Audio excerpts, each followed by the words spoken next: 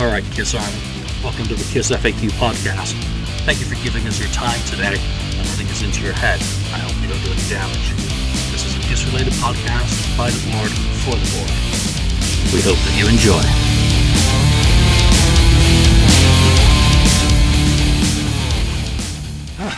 Five, four, three, two, one.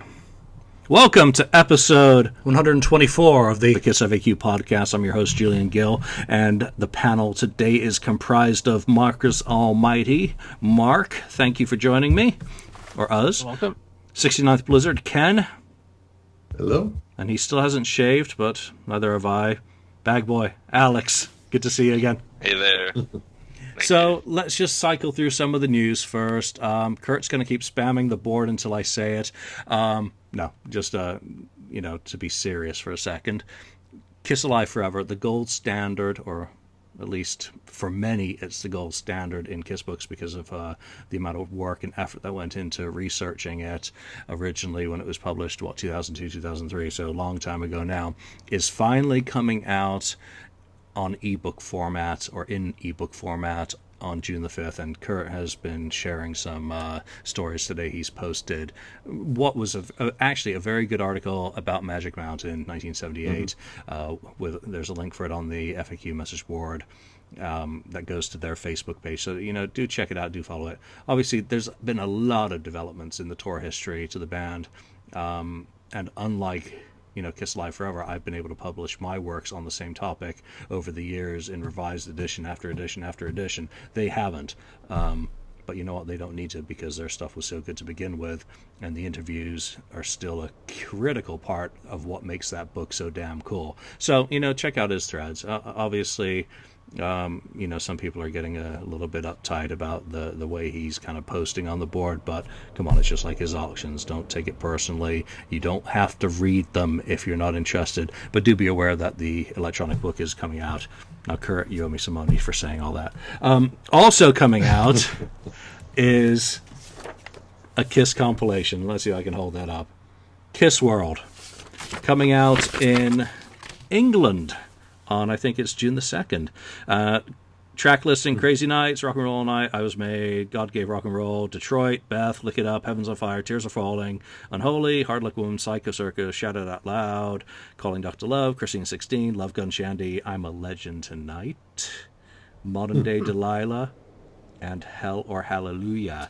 And it's coming out on Universal Music On Demand, which is a spin-off of Universal Music or Polygram TV, who the last time Kiss went to England for a major tour in 1997, they put out this Greatest Hits package. Yeah. So now apparently they're putting out one, I think it's after the freaking tour's over as well. So jolly good show, chaps. You just kind of missed it there. I've been on Amazon Germany. It's not there. I ordered a couple copies for myself from the UK one. I saw some gift cards from family at Christmas, but just another compilation. But that cover, let's zoom in. Yeah, Tommy and Eric. That's going to get some people really uptight. So, is it vinyl or no? Vinyl? Are you kidding? Doubt it. No, it's it looks like it's a single CD. Just CD or. Yeah. And no doubt it'll be brick walled to shit. So, so there you go. Other news? I think Kiss Alive Forever Digital, and that is it for this week. Obviously, the tour continues in Europe. We did get the first box score out from Sweden, which was, they only made 1.8 million. No other, details yet, though the set list has changed. It's obviously they dropped 2 songs, and God of Thunder's back in the set, I think, in place of Cold Gin. So, they just continue doing what they're doing.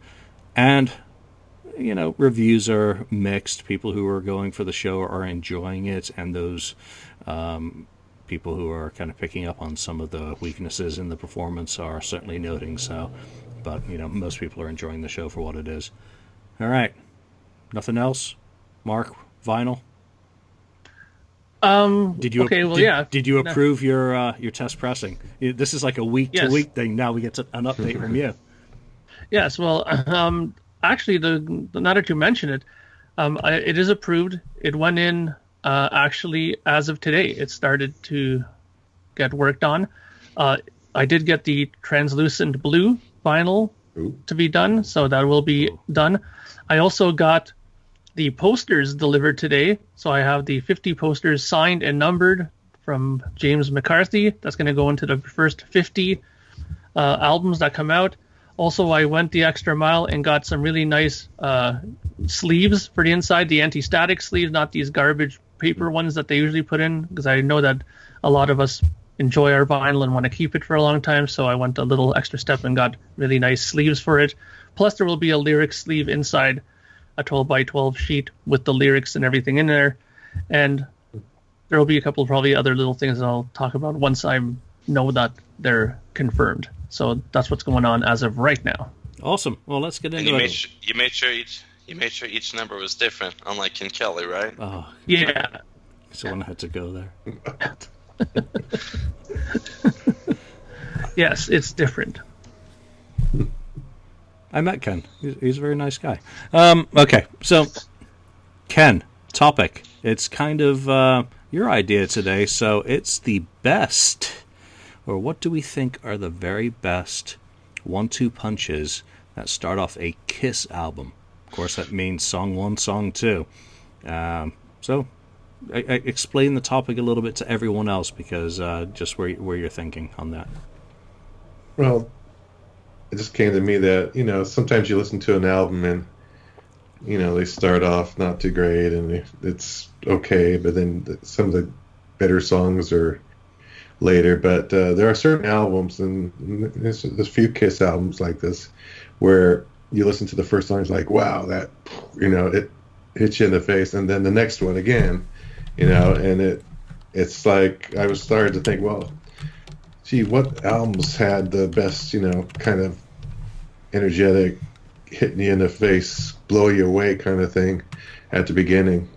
So I started looking at some of the Kiss albums, and there's a few that I think you could call that, name that have that 1-2 punch, that great 1-2 lead-off song on the album. So, and there's other, and then I started looking at other, there's some other bands that, or albums I have from other artists that do that too. And usually, most of the time, they continue, and the whole album turns out to be pretty darn good. There's other cases where it's that may be the only 2 good songs on the whole album. That was that it. happens. The rest is filler. So That happens sometimes, but lots of times it's great when they even continues on. So, but yeah, I was started looking at the Kiss albums, and I picked out a few myself, and was thinking, well, maybe it's a good topic that you guys can, get on board. Well, I'm going to admit one thing. When you said 1-2 punches for albums, Kiss is not the first band that popped into my head. I immediately thought Motley Crue, Too Fast for Love. You've got Livewire, Public Enemy #1. You have Def Leppard, High and Dry. Which you were just saying, the albums that do the 1-2 punch and then keep on going. Well, Let It Go, followed by another Hit and Run, and then into High and Dry. That album. That album should be called Relentless, not to steal something from Yngwie, because it doesn't quit. And then, of course, one of my all-time favorite albums as well, Tesla, Mechanical Resonance. Oh, yeah. Their debut kicks off with Easy Come, Easy Go and Coming At You Live. And, oh my God, what a power punch that is. Getting into Kiss, I mean, let's just go album by album and say, is this a 1-2 punch or not? And if not, what would have been a better starting sequence? So we're going to fly by the seat of our pants here. Let's just jump in with Kiss. Okay.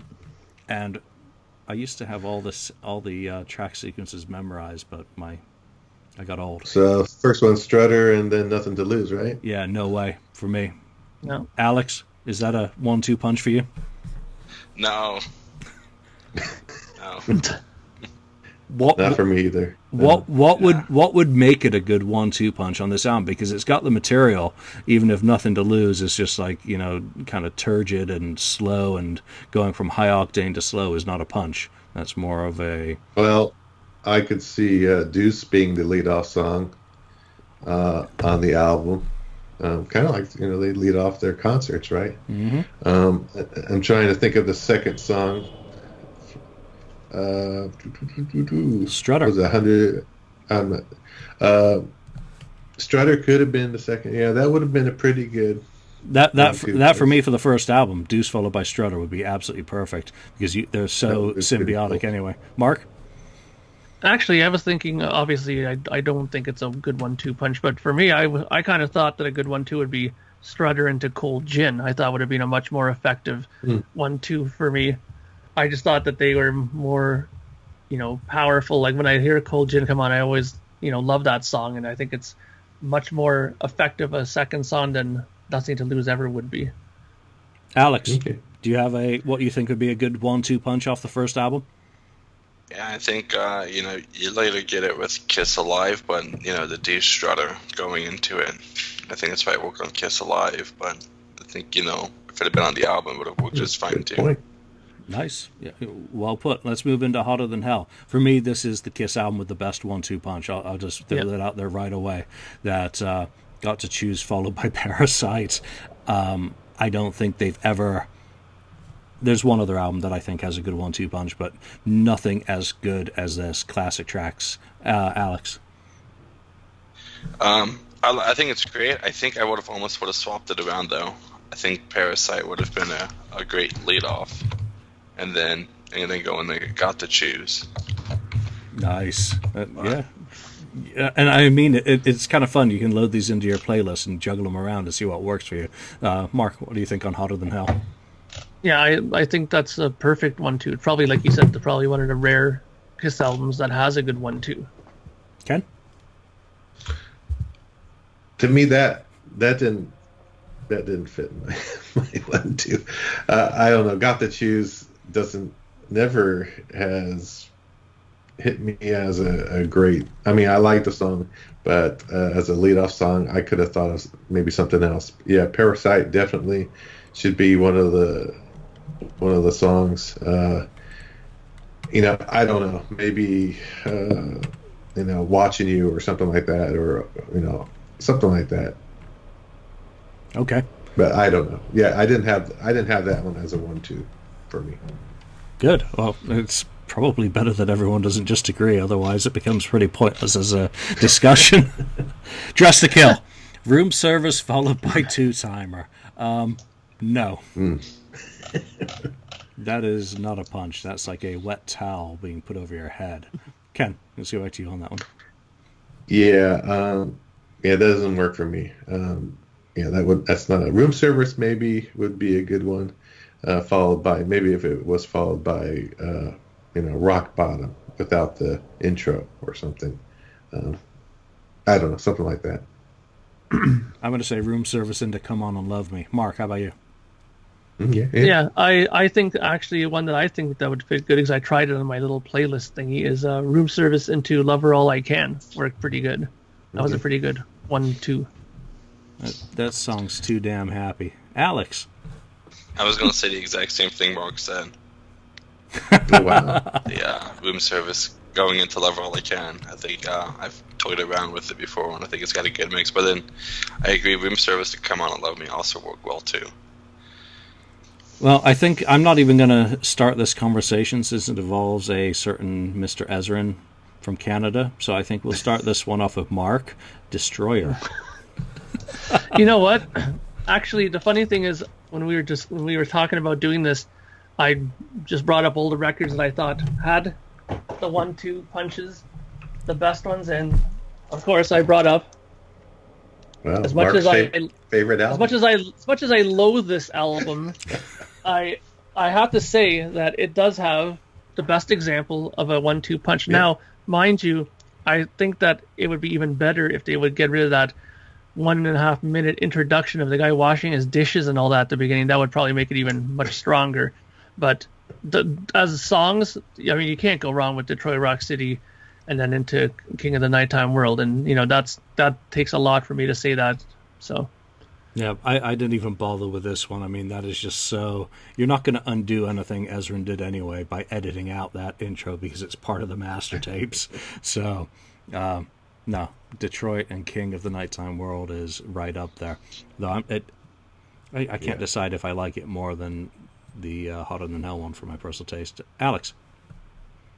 Yeah, I can't argue with it. I mean, like Alive, there's a reason why it was the 1-2 as well for Alive 2. It just Live too. Yeah. kind of grabs you. Well, you're not going to recommend that it start off with Great Expectations into Beth and. I was thinking Sweet Pain going. I was thinking Sweet Pain going into Flaming Youth, but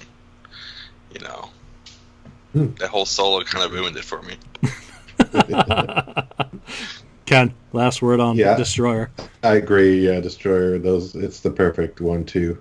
That's one of the albums I wrote down that Kiss did have a good 1-2. Yeah, we'll have to wrap up at the end. Go back to the ones that we thought that did have a good 1-2 punch because I'm pretty sure we're gonna agree on most of them. Rock and Roll Over, for me. This does not quite do it as much as I love the album and have it as the one album I will gush about all day long.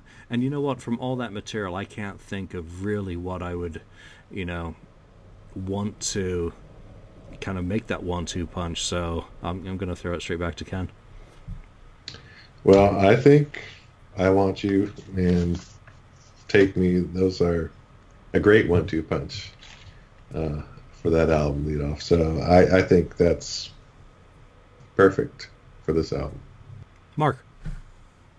Yeah, I also love this record. It's my favorite Kiss album, and I'm kind of in the same boat as you, Julian. I kind of not too sure if I think those two are the best 1-2, but everything on this record I love, so it's kind of difficult how to kind of arrange it, because that's the thing.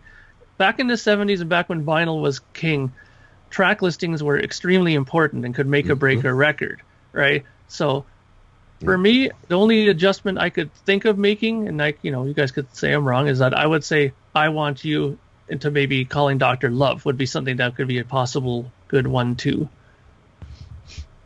Alex. I would have put Making Love as the first track with Dr. Love as the second track. I've done it before, and I think it's got a good hit. Wow. Nice. Yeah, that's one I would certainly check out. Nice selection. Love Gun. I Stole Your Love is a perfect kickoff track. Into Christine 16, it just takes a nosedive, which I think you got to go I Stole Your Love into either Love Gun or into Shock Me. You got to keep the octane flowing there. Alex. I've never been crazy for Christine 16. It's not a crazy song, and so I remember one time I had it on my phone and I didn't have Christine 16 in, but so it just went from I Still Your Love to Got Love for Sale, and I thought that had a nice flow to it. As soon as I Still Love finishes, you get that great riff that opens up Got Love for Sale, and it just flowed really good. Excellent. Ken. Yeah, I agree with I Stole Your Love. Yeah, Christine 16 is kind of a drop off, like you said. Yeah, I would go into Shock Me as the second one. Yep. Mark. Yeah, I gotta echo that too. I've always thought that would have been a much better second song, but they would never allow that. You can't put a second. I mean, come on. Well, they did on Hotter Than Hell. Or do you mean? Well, not singing. Well, okay, all right. So maybe the Love Gun teaching demo into the Gene Simmons 1977 interview would have been awesome. Alive 2. Is there any point? No. Rocket Ride into Rocket Ride into Rocket Ride into Rocket Ride. Okay. Yeah. And solo albums, forget it. Dynasty. I Was Made for Loving You as the lead-off track. No wonder it's called a disco album. Yeah. I think for this one, I would actually go with 2000 Man into Sure Know Something, and just bump I Was Made for Loving You to the middle of the first side, because Sure Know Something, is kind of light, but it's not completely ballady. It's well, I don't know where I'm going with that, but put the disco song a bit further in and start off with a rocking song. And if they were having problems with their lineup at that time, they probably should have been very nice to Ace. Ken. Well, I told that story before. When I brought that album home, I played side 2 first, right? And that's perfect. Charisma followed by Magic Touch. That should have been the beginning of the album. Paul Stanley would disagree with you, but that's okay. Alex. I'm sorry, Paul. I think I give I Was Made for Loving You is. I keep I Was Made for Loving You as the first track, but then go straight into Hard Times. Ooh, I like that. I didn't even think of it. Mark. Yeah, actually, what I would have did is I would have opened, much like you, with 2000 Man, but I would have went into Charisma after that. I thought that would have been a good one too. That's a good middle of the road from Ken's point of view and from mine, I think. So, I think it keeps the kind of the activity on the album a little bit more interesting. Unmasked. Yeah, that's. Let's see. And I'm not going to stick with what I just said. I just had Sure Know Something as the second song, and here is Shandy as the second song, following a high octane leadoff track. And I wouldn't do it on this one with Shandy because Shandy's just so wimpy and just so inappropriate for me. That Is That You is a great leadoff track, always has been, because it completely fools you for the rest of the album. I think I would probably go Is That You into What Makes the World Go Round. It would be 2 Paul songs for sure, or maybe Talk to Me, actually. Aces could quite be a good complimentary song. Ken? I would keep Is That You as the beginning song, but I would put Naked City as the second song for the two lead-offs. I'm gonna have to go play with some of these. Alex? I was thinking the exact same thing that Ken said. I would have kept Awesome. Is That You and gone straight into Naked City. I think it has a good flow to it. It's interesting because I think the same thing as Julian. Is That You and Talk to Me. It's a tie. We need a tiebreaker. Hey, I'm siding with the voice of reason, so. There you go. All right. Did I just lose my page? God damn it.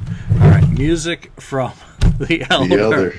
It's a perfect 1-2 punch. No. No. So. That should be interesting. Ken. Well, yeah. I'm going to go with the original. Yeah, the original. The Oath leading off, definitely. And then, it's kind of a hard one to pick. I'm going to have to go into I. The Oath followed by I. Alex. I've never had the old track listing. I've listened to it once. Somebody had it up on YouTube. But I've only had the remastered version that I guess they call it the story sequence. And it's kind of tough because it's a concept album. So it's like, how do you take chapter 1 and move it around with chapter 8? Right. So that's where it gets a little tricky. But Star Wars did that. If we take the story aspect out of it, I think I would just for like a 1-2 punch. I would totally start off with Escape from the Island as an instrumental, and then go into The Oath. Yeah. Really? When it comes to The Elder and how many different track sequences are there? 1, 2, 3, 4, 5, 6, 7. There's 7 different track sequences, and most of them start with fanfare, so you're kind of buggered if you want to kind of stay true to the story. If you're not interested with the story, then I think it doesn't matter what you go with first. You might as well do Escape from the Island into Mr. Blackwell. That was side B on one of the September the 22nd track order, or Dark Light into The Oath. I like that one because it's just odd, because otherwise it's fanfare into Just a Boy, and that is anything but a punch. That's like a kick in the nuts. A Kiss fan being kicked in the nuts by Bob Ezrin. Mark. Yeah. I have images of him running up to you and headbutting you on the shit. You don't like Destroyer, huh?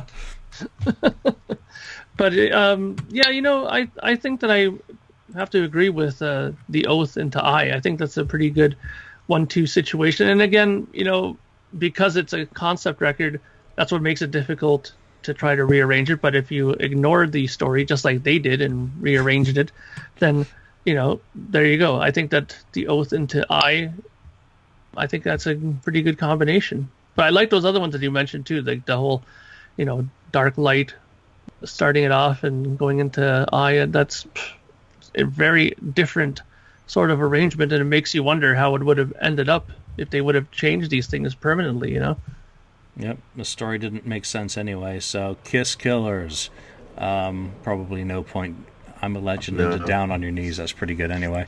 But That's a good 1-2 punch. Yeah, as a compilation, let's stay away from them. Creatures of the Night. Alex. I think I would have. I do like Saint and Sinner, but I would have done Creatures going straight in and Keep Me Coming. Yep. Ken. You know what? That's what I was thinking. Same thing. Creatures of the Night to Keep Me Coming. Mark.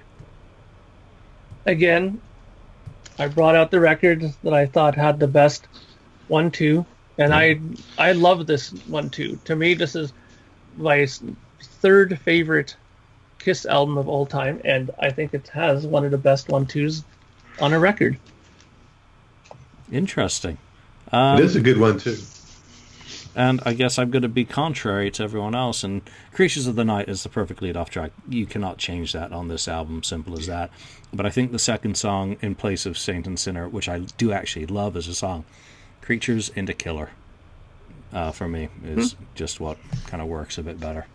Is that what they did on the 85? The cassette, yeah. Yeah, on the I think that's the 85 reissue, and that's probably why I like that combination, because that was that was my first introduction to the first album. Creatures. So, yep, that makes sense. I didn't find it on with the makeup cover until 1988 in Malaysia. So, for me, the cover I always think of as the Bruce cover. So, doesn't matter when you hop on the ride, as long as you got on the ride. That's the way I look at it. Lick It Up, Exciter versus Not, followed by Not for the Innocent. Doesn't do a thing because Not for the Innocent, that version is just so slowed down and again kind of turgid. I say Exciter, again, cannot be changed as the lead-off track on this album because it's just absolutely perfection. I think, for me, I'm going to go Exciter into Give Me More. And that's the Paul Stanley 1-2 punch. It's just put the pedal down, away you go. Ken? I have to disagree.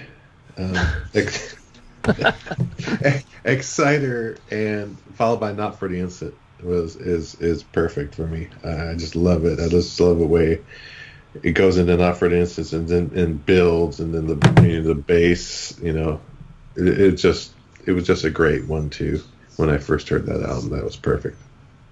I was reading my email. I'm guilty. Can you tell me again what you just said? What? That you were wrong? No, I hear that all day, so I'm fine with that. Exciter and Not for the Innocent, I think is the perfect 1-2 punch. I had that written down. Okay. Alex?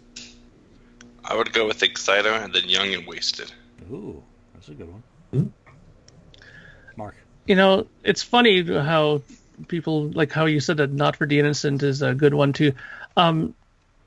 Because for me, I thought that similarly to Julian, I think that because it has that kind of slow introduction to it, I think it kind of loses a bit of momentum because of that. So for me, I always thought a good 1-2 would have been Exciter into Fits Like a Glove. I thought that would have been a pretty good 1-2.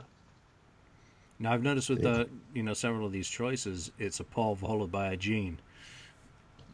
Is that kind of important when we talk about these 1-2 punches with Kiss albums? I mean, we're pretty much halfway through the catalog here. Do you think it works off better having an up-tempo Paul song followed by an up-tempo Gene song for the start of an album, or does it not matter? I don't know if it really matters, but I think that sometimes, like on each record, it seems like they each have one really strong up-tempo song. So why not use them back to back, right? Yeah. In the 80s, Gene was lucky to have any up-tempo song, to be honest. Jeez. Poor Gene. Alex just yawned. Gonna have to get you a Kiss Hello Kitty pillow. Animalize. I've had enough. Into the Fire. Heaven's on Fire. I wouldn't change a thing. That's just, again, it's too ingrained. I don't like two songs with the same word in their title in a row, but for these, you just can't get away from a kick-ass intro into the warbling warm-up vocal from Paul. So I'm not changing that. Ken? I'm going to change it a little bit. I've had enough. Into the Fire. I keep that as number one, and then I'm going to go into Get All You Can Take as the second song for my 1-2. Okay. Alex? Actually going with that Paul and Gene formula. I really like I've Had Enough as track one. Keep that there, but then I'll make the second track While the City Sleeps. Ouch. Wow. Mark? Interesting. I really like the original track listing for this. I think, again, this is one of the rare records where they made a good 1-2. When I first heard this album, I thought that I was expecting great things after track 1 and 2, and then slowly started nosediving into the pits after.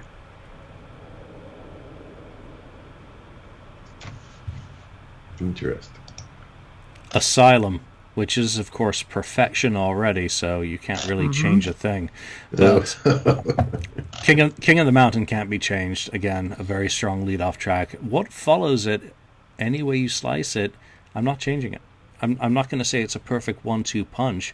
It's just a very good combination of the two.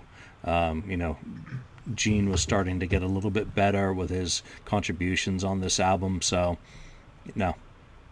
I'm not going to have any all night into trial by fire crap going on here. Ken? Yeah, I have to agree that it's probably a good 1-2 punch, even though I didn't even write that down. But I think that's about as good as it's going to get for a 1-2 on this album. Wow. No, I'm not saying that. The tone of your voice. I'm not saying it's bad. It's a good album. But I just think those are probably maybe a couple of the best songs on the album. Or, well, yeah. I'm losing your picture, Ken. I'm losing your picture. Okay, Mark. Well, you're another 85 guy, so... Well, I'm going to go one step further and say that this album has the best 1-2-3 punch of any Kiss album. I mean, come on. King of the Mountain into Any Way You Slice It into Who Wants to Be Lonely. I mean, I don't think they've made that good a 1-2-3 in probably ever. Okay. I guess you're not recommending any changes then, right? No. Keep it as it is. Alex? I'm gonna one up Mark's 1-2-3 and say it's got a good 1-2-3-4 with of the Trial by Fire. I think it's just I remember my dad having the CD for since I was a little kid. Actually, it was his first CD he'd bought. When CDs came out. But I think it's just King of the Mountain. Anyway, you slice it, have a good one that punch too, and then of course the follow up with Who Wants to Be Lonely and Trial by Fire just really fits. They did a good job with that one. Okay, well, here we go. Crazy Nights. Mark. Well, I mean, Crazy Nights is good. I mean, it's a good opening song. I mean, probably the best. Well, I don't know. It's really hard for me to say because this is an album that I've never really grew to like in any real way. I mean, it's always been at the very bottom of my list of Kiss albums. So, I don't know. I mean, you know what? If I'm going to be honest with you, and I know people are going to start booing and throwing stuff at the screen for me saying this, but if I was to change it, and if I'm being realistic and looking at it from a 1-2 punch situation, I would go Crazy Nights. You can't beat that woo when he kicks in there. It's all upbeat and rocking and rolling. But I would go into No. That whole guitar bit there at the top, that's just, that really catches you, I think. And I think that would be a good one too. Nice. Just because I agree with you completely, I'll go next and say I agree with you completely. I've been listening on my home computer. My playlist most of this week has been Asylum, Crazy Nights, the new songs off Smashes, and Hot in the Shade. And every time this week I've listened to No. I mean, obviously it comes up a lot. I'm like, oh my God.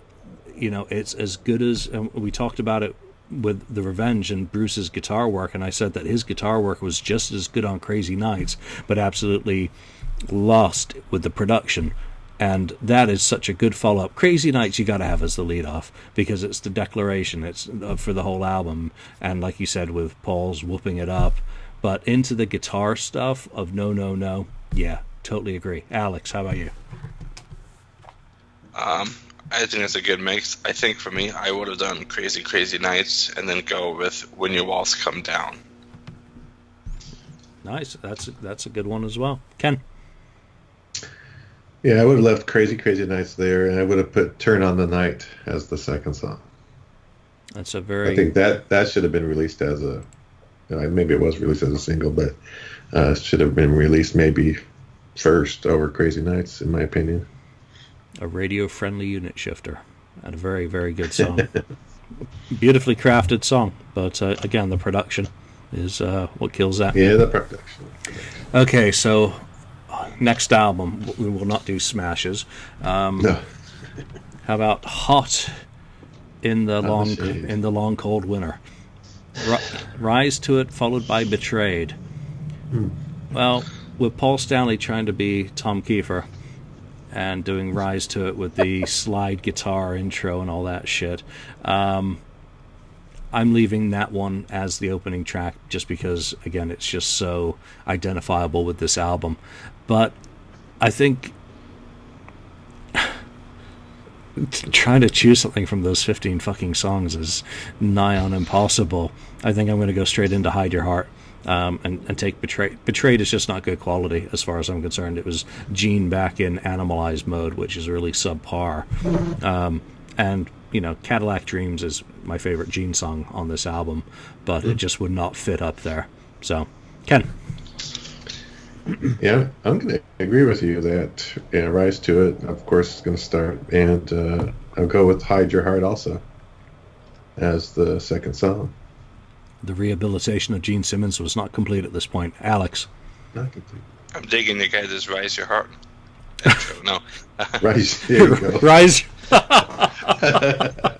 Oh, did I just do that subconsciously? Oh, shit. No. I don't think you did. I think Rise to It's a great lead. I think for me, I would have gone with Silver Spoon as the second. Silver Spoon. Wow. Oh, interesting. Yeah. Mark? Yeah, well, we all know that we really wanted to Read My Body to open this album, but no, I'm just joking. Yeah, Rise to It is obviously the best opener that they have, and I have to agree. I think that it should have just went straight to Hide Your Heart. I think that would have been the best one too. I really think that they only did put Betrayed in second because they wanted to do that whole, Paul, and then Gene's next. That's the only reason I can see that song being number 2. Where's Lonnie when you need him? Revenge. Yeah. I'm not changing this. It's perfect. Gene has to have the opening track on this, especially that song with everything that it is. I mean, that is the kind of Bob Ezrin audio intro, guitar scratching that I can handle, rather than, a minute and a half of news reading, into Take It Off. Perfect. Ken? I'm going to do something that's never been done. I'm going to put Unholy there as the lead off, but I'm going to put another Gene song as the second song, which is Thou Shalt Not. It's going to follow up Unholy. Wow. Yep. Very, very interesting. Alex? I will say they did a great with this the beginning. I know I've been crazy for Take It Off, though, so I would keep Unholy and then go into I Just Wanna. No. Interesting. Yeah. Mark? I've always kind of liked this one too. I mean, I remember when I first got this album and I had it just blaring in my car, and when Unholy kind of ends and it has that kind of tailed verb coming out of it, and then it just drops right into Take It Off. I think it's a really effective 1-2 punch how they did that. I think, for all my knocks of Bob Ezrin, he does kind of see a picture when it comes to these kind of situations where there's crossfades and stuff like that. So I gotta hand it to him at least a little bit for that. So Yeah, I think Bob, if he ever needs another line of work other than production, is let him do your track sequence for you. Yeah. If you've already had it produced, I think because of how he sees an album come together, almost as a story, all the way through it, and each one of the songs are chapters, not necessarily relating to one another, that he does a very good job with that. MTV Unplugged. I'm not going to go with the Live 3, but just because it gives me the opportunity to say how awesome MTV Unplugged is again. Coming home into Plastercaster, what a 1-2 punch that is in terms of so unexpected, so strange.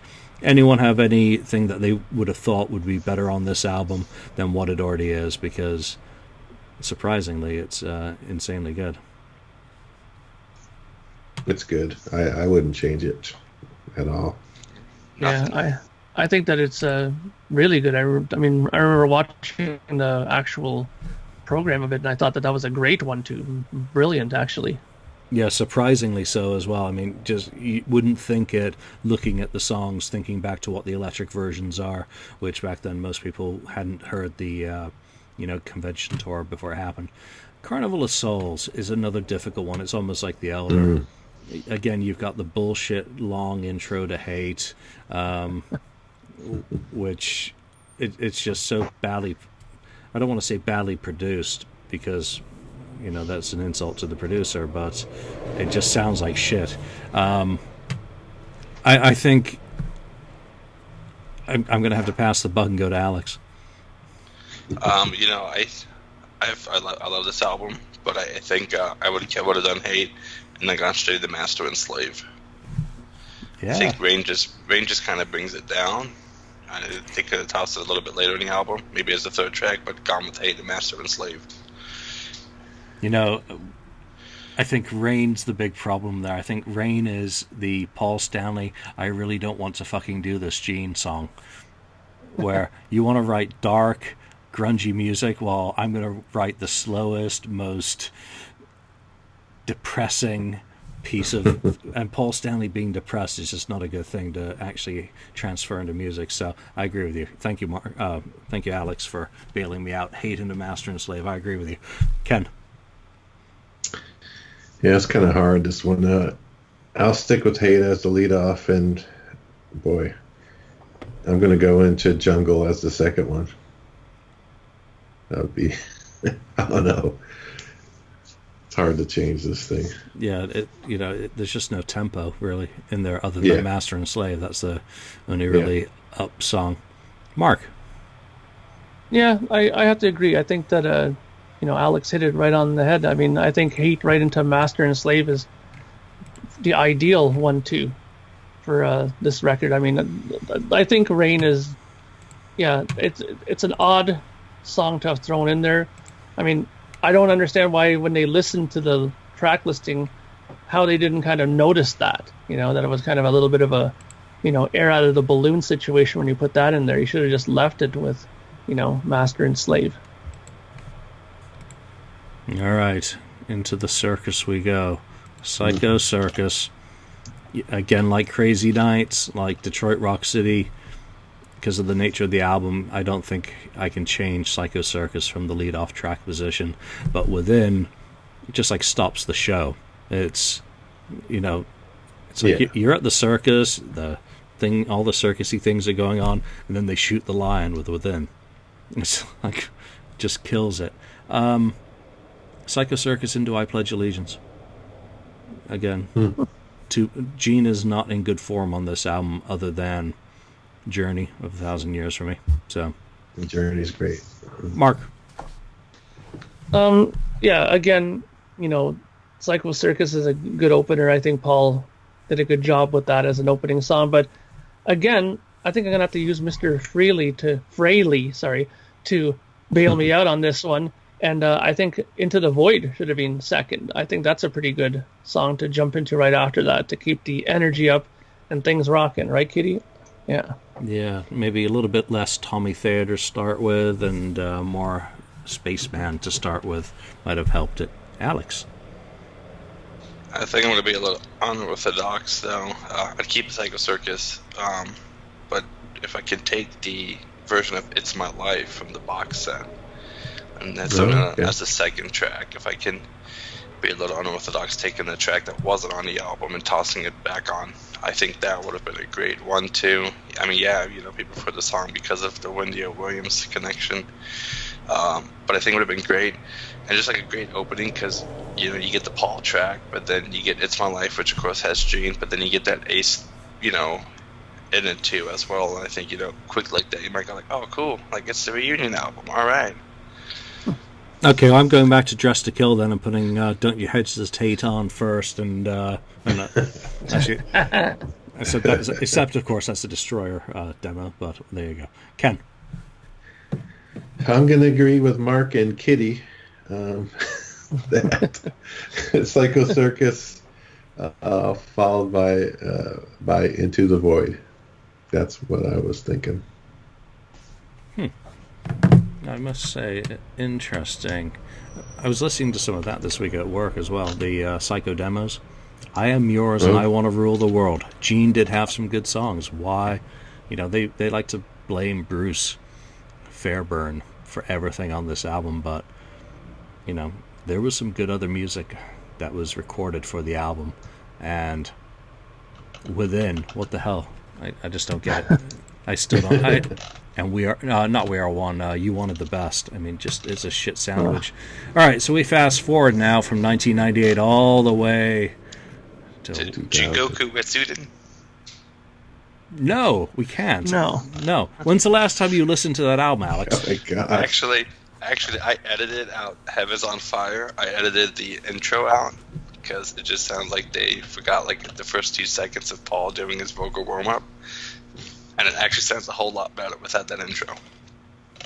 Well, yeah, because you got to remember the original one in '84 was he didn't know he was recording it for the album. He was actually just vocally warming up. Yeah. And Mitch was running tape, and there you go. He was left it in. Yeah, he was rewinding the backing track, and boom, a magic moment. You can't recreate that on a re-records album. So I have not listened to that fucking abomination in years.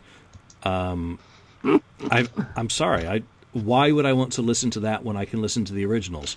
Does anyone actually go back and say, well, yeah, that version of Love Gun's way better with Tommy Thayer on lead guitar than Ace's 1977 original, and that's no slight whatsoever to Tommy. So, yeah, it's none of that re-recorded classics has any place in the catalog other than in commercials for its commercial use. So I'd say Hotter Than Hell. And sounds a little better. We'll have to agree to disagree on that, but there you go. Okay, so Sonic Boom, Modern Day Delilah into Russian Roulette. Mark, make it better for me, please. Yeah, I'm not too thrilled with the second track, but I tend to think that putting a Gene song in the second position isn't a bad idea. I seem to like it better when it goes from Modern Day Delilah into Yes I Know. I think that might be a better 1-2 combination, in my opinion.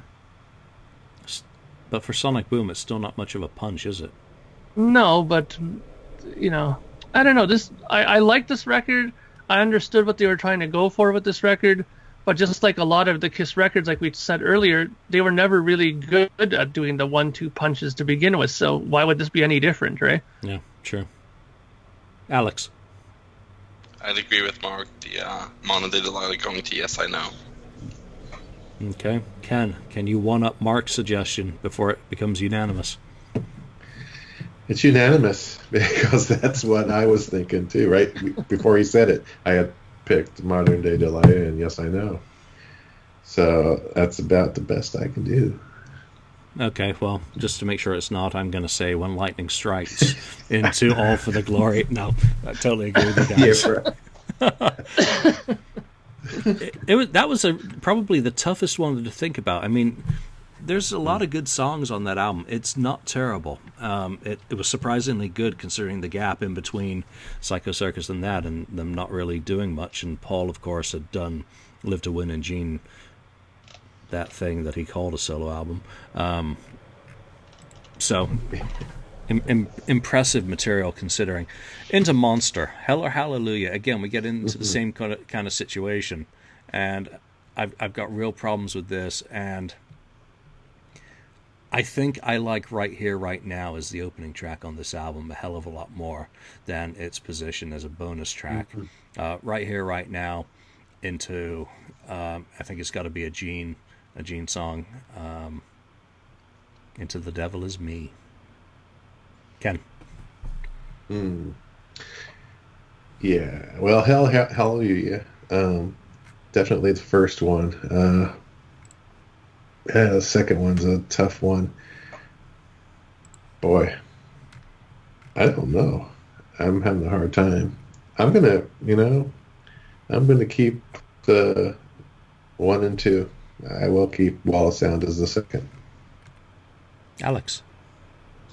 I'm not crazy for Wall of Sound, and I know a lot of people like Freak, and I don't think it's like a terrible track. It's not my favorite, so I usually kind of kept them off my phone, and so mine would always go from Hell or Hallelujah to Back to the Stone Age, and I thought that had a great fit to it. Yeah, and why not? So that's pretty much the catalog. Mark, did I skip you? Yeah, but Sorry. it's okay. Sorry, Mark. The funny thing is, I think Hell or Hallelujah is a good opener, but the song I would put second is I don't know. It's a song that I kind of like, and I don't really like too many songs off this record, but I really grown to like Take Me Down Below. I like that song, and I would probably put that second. Ugh, it's got some of the worst lyrics, but it's got a really good. It's a good song musically, isn't it? Yeah. All right, so Okay. let's do the overall. What are the Kiss albums that you think have the very best? I'm sticking with Hotter Than Hell and Destroyer and Revenge are my 3 picks for the very best 1-2 punches to have been released on the Kiss catalog. Ken. Mine for the best 3 are Rock and Roll Over, Love Gun, not Love Gun, sorry. Rock and Roll Over, Lick It Up, and Destroyer. That's my 3. Alex. I'd have to go Destroyer, Creatures, and Asylum. Mark. Hotter Than Hell.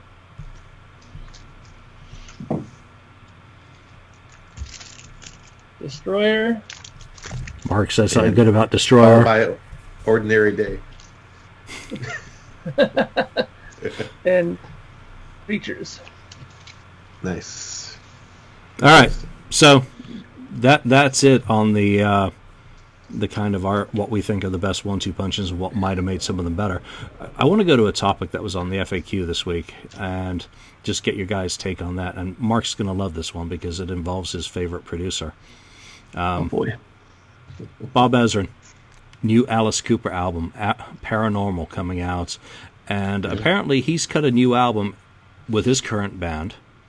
And he's going to include an EP with the original Alice Cooper band members. So I want to get your thoughts on that. I am simply not a big Alice Cooper guy. I've listened to the albums. I find a lot of that shit in the 70s for me overrated. $1 Billion Babies, sorry, doesn't do a thing for me. There's some very good songs. The earlier albums, there's some good songs. I got my first, again, because of my age, and when I was allowed to, I guess, kind of listen to heavier music, my first Alice Cooper album was Raise Your Fist and Yell. So, okay. Which might explain a lot to people who think I'm a complete idiot right now. And I also like Brutal Planet and Dragontown a hell of a lot. So, oh, wow. Yeah. What do you think? Do you think Kiss at this point could go back into the studio? It won't be with Bob Ezrin, unfortunately. Sorry. But do an album. Do you think they could do a similar sort of format of maybe get Peter in to sing one song, get Ace to sing one song, and could it work, Alex? I mean, you're kind of nodding like, yeah, that'd be a great idea. But do you think they could do it? think they could. You know, I mean, Mark's always talking about record store day, and it seems like Alice Cooper's like a perfect record store day package. And of course, Kiss doesn't know how to release anything to me properly when it comes to some of the stuff. But I think there's potential. I was actually thinking about that topic the other day, and you know, back in the early 2000s, the Y&T had remastered some of their albums, and they had a bonus track on a couple of them, like Black Tiger or Mean Streak, and a couple of them they had the music done maybe back in, you know, when they recorded the album, and then they kind of, you know, went in with, you know, the three of the guys, and they went in and kind of added lyrics to it, maybe added some overdubs, you know. And I'm curious with Kiss, you know, maybe there might be a few tracks, and they might have something like that where they could come in, kind of top it off, you know, have an Ezrin type producer produce it, but you know, do that new album and then do an EP with, I mean, crap, just, you know, 2 or 3 songs. I mean, they can even just do a 45 as a bonus with 2 songs with the original guys on it. I think it's possible. Technically, anything is possible, but yeah, no, definitely. I think no, but I do think it is possible. I mean, you know, clearly Peter has done his farewell show in Australia, and we've seen the videos, and we've seen that. Wow, he's done pretty darn good. I think he can, you know, manage to do a song or 2, and of course Ace and Paul with their collaboration on Origins already proves it enough as it is that they can still do something. Yeah, I think the Peter Criss Down Under thing proved a little bit more than being able to do a song or 2. He carried a whole set, and I Can't Stop the Rain, hallelujah. Just still completely chuffed that he did that. Ken, what do you think about a kind of a Kiss thing? I mean, I'm almost like, forget doing an EP with the original band. Get into the studio and do an album, but cut down Paul's songs, and Gene's for that matter, so that Tommy and Eric have a lead vocal, and have Ace and Peter also doing a lead vocal on a song, one of their own choosing. But then again, with that new all of them, with that new compilation coming out, maybe they could have had Peter Criss re-record "All for the Love of Rock and Roll." Peter's Revenge. I don't know. You know, I think yes, they could do it. Do I think they're going to do it? No, they probably won't do it. It's probably because of, you know, it's going to be Gene and, well, probably mostly Paul's decision. And I just don't see it happening. Man, I'd love to see them surprise me and do that and get Ace and Peter on a couple of new songs on a new album, or whether it did turn out to be like an EP thing like Alice is doing. Because I think Alice had never been the same, you know, if you think about it. Kiss has never been the same without Peter and Ace. Alice was never the same without his original band either. It's the same situation. Never really matched that magic, I guess you could say, when they, you know, on albums that were recorded after. Even though I like a lot of Alice albums, after, I mean, like, you know, From the Inside and other ones. But yeah, Kiss, I don't think they're going to do it. It's just an ego. I think it's too much of an ego thing. It's unfortunate, but I would love to see it happen. You know, surprise me, Kiss. Yeah, I don't think we're going to see another Kiss album, unfortunately, but there you go. Mark. Well, I gotta say though, hats off for mentioning Dragontown and Brutal Planet, 2 of the most underrated Alice Cooper records ever. I love those 2 albums, and live DVD that came out for Brutal Planet. The Brutal Planet Live was fantastic, and had a great flaming drumstick Eric Singer drum solo in there. So, in which somebody actually heckled him right before he blew out his last flaming stick. I remember that was a great part of the DVD. But I think, like you said, could it happen? Of course it could happen. Will it happen? No, it won't. And why? Because once you get into the situation here where everybody has their own kind of careers, Ace has his own manager, Peter now has his own management, you know, Kiss has their management, you know, and when you try to stick 3 or 4 managers into one room to try to iron something out, oh boy, it ain't going to go very smoothly, and it's all going to be about numbers and all the things that it shouldn't be. It just should be about music and giving the fans one last record, and to hell with who gets an extra 2% or what. But these guys have always been about that, so that's not going to change, right? Unless I don't know, Gene's mom comes in there and hits them over the head with a frying pan and says, "Listen, boys, straighten up and do something for the fans," then maybe it might happen. But I just think that it could technically. Why not? I mean, it's easy enough to get them to come in and get Peter to sing on a song or something like that. Wow. And sorry about that. Mic drop. Ken's out. But yeah, I think that it could happen. But again, I think there's so many things that block it, unfortunately, from happening. But could you imagine the reaction from KISS fans globally if they actually announced that a record with the four of them plus bringing back Ace and Peter doing a song? It might actually sell enough copies for them to think about it. Do it. Yeah. So that's my thoughts. 10 whole Ace Frehley fans and 8 Peter Criss fans will add to the 44 remaining KISS fans, and they'll have a stunning number 2 album on Billboard that week. That's bad. Yeah, I'm sorry. So, Julian, back on our original topic, I don't know if you want to go over it quick. I had a list of, just real quick, like I had six albums that had great 1-2 punches that were not KISS, in my opinion. Okay, well, I go real quick. Totally, totally. I've already mentioned mine, being the Motley Crue, the Tesla. I agree with yours. And the Highland Dry. So who are yours? No particular order. Def Leppard, High and Dry, like you had mentioned in your Let It Go and another Hit and Run. I also had Van Halen. The first album with Running with the Devil, and followed by Eruption. Yep. Okay. That was a great start. And then I put Rush down, actually, for 2112, Overture going into Temples of Syrinx. Shit. Yep. You don't get much better than that, but... Yeah.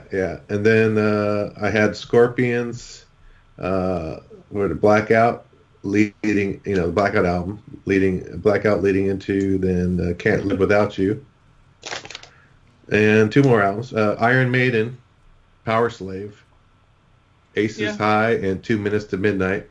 Yep. And then Judas Priest, Screaming for Vengeance, I had Electric Eye, and Riding on the Wind. So those were some that I had, at least from my collection, that I thought, these are pretty good 1-2 punch out. Alex, do you have any other non-KISS artists by chance that you think really knock it out of the park with a 1-2 punch on an album? I think so. One of my favorite other bands I really enjoy is Blink-182. Who? And Blink-182. And they did a live album that was an import only, and you can find it on CD, called The Mark, Tom, and Travis Show. But it opened up with 2 songs called Dump Weed and Don't Leave Me. I thought that had a great intro. And then actually tomorrow they have their deluxe edition of their California album, which came out last year with the new guy who joined the group, Matt Skiba. And that one had a great one too, though, called Cynical and Bored to Death, for like new music, if you guys are curious and what the kids these days are listening to. No, thank you. Any others? Yeah. From bands I may have actually heard of. Okay, so I picked a Rush one, but it's probably not the one you're expecting. I have Power Windows, and that to me has the single best 1-2 that they did in a long time with Big Money and Grand Designs. Is an incredible 1-2. Okay. If you don't know that one, I would highly suggest listening to it. I have to agree with Ken, but I say this is the best 1-2-3 of all time, with Running with the Devil, Eruption, and You Really Got Me. Like, those 3 blow out any car windows in the 20-mile vicinity when you blast that. This one you might find surprising that I have in my collection, but I love this record, and it has an amazing 1-2. The Black Crowes, Southern Harmony record, with Sting Me and Remedy, is a really good 1-2. Fantastic record. And shout out to my Canadian peeps again. Max Webster, Oh, yeah. Universal Remember Juveniles, that.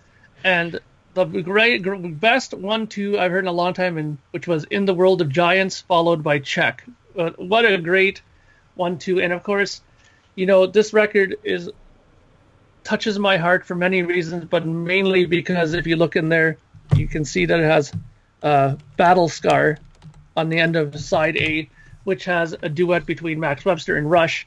And it doesn't get much more Canadian than that. That's as Canadian as bacon.